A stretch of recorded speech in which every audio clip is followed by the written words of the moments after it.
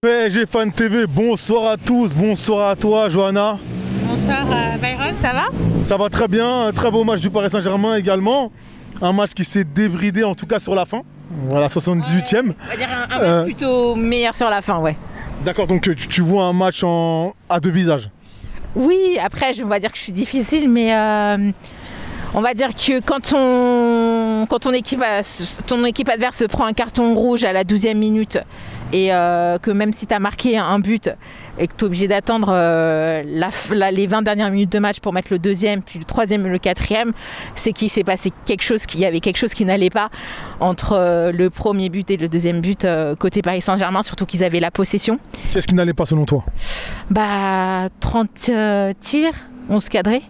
Donc je pense que c'est finition. Après, il y a eu des belles tentatives et je dois reconnaître, le centre, le corner qu'a tiré Pablo Sarabia était dégueulasse, mais il est quand même à l'origine de deux buts et il est aussi buteur.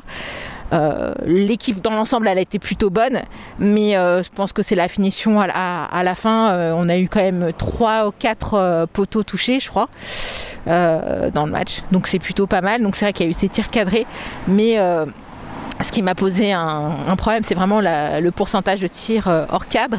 Tu parles de lucidité devant les buts.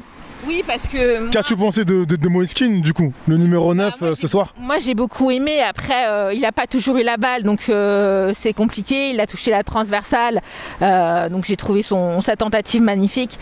Après, voilà, moi, je suis un peu mitigée sur ce match. Je suis contente du résultat. On est premier provisoire, etc. Ça fait extrêmement plaisir.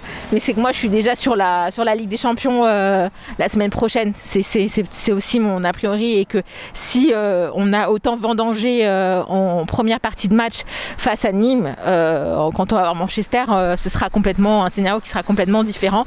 Surtout que eux, avec des joueurs différents aussi, côté parisien. Oui, c'est vrai aussi. Il y aura des joueurs différents. Après, ça fait plaisir de voir de nos dernières recrues jouer et une très bonne entrée du jeu. Après, ils ont découvert la Ligue 1. C'est pas mal la Ligue 1 quand même. Ouais, ils ont découvert la Ligue 1 très physique, la Ligue 1 boucherie, on va dire ça comme ça aussi. Donc l'attaque sur les côtes, je trouvais ça un petit peu. Enfin, le carton rouge était amplement mérité pour moi.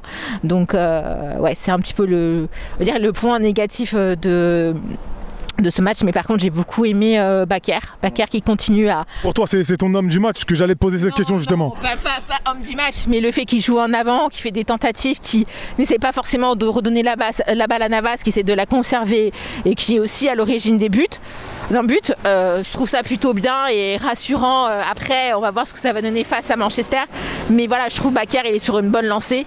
Après pour moi l'homme du match c'est Alessandro Florenzi, bien sûr. On va terminer sur ça. Voilà. C'est bon. Non, continue Florenzi, attends. Il a fait tellement dans ce match, on peut pas s'arrêter sur son nom, pardon. C'est vrai qu'il était déclencheur au niveau des buts, c'est vrai que lui il a commencé à relancer la machine. J'ai vu des beaux corners qu'il a tirés, j'ai vu des belles frappes, un ballon qui fait une trajectoire magnifique et c'est dommage qu'elle passe à ça en fait, de rentrer dans les filets. Donc c'est vrai qu'on a vraiment de la chance d'avoir Alessandro Florenzi, la qualité de ses centres à différents placements sur le terrain. Il est là, on sait qu'il va faire et qu'il va mettre la balle là où elle doit être et qui va permettre justement des belles tentatives. Donc c'est vraiment, je pense que c'est l'une des meilleures recrues qu'on ait eues pour l'instant, en attendant de voir justement les 3 dernières recrues qu'on a eues récemment. Merci à toi Johanna. À bientôt.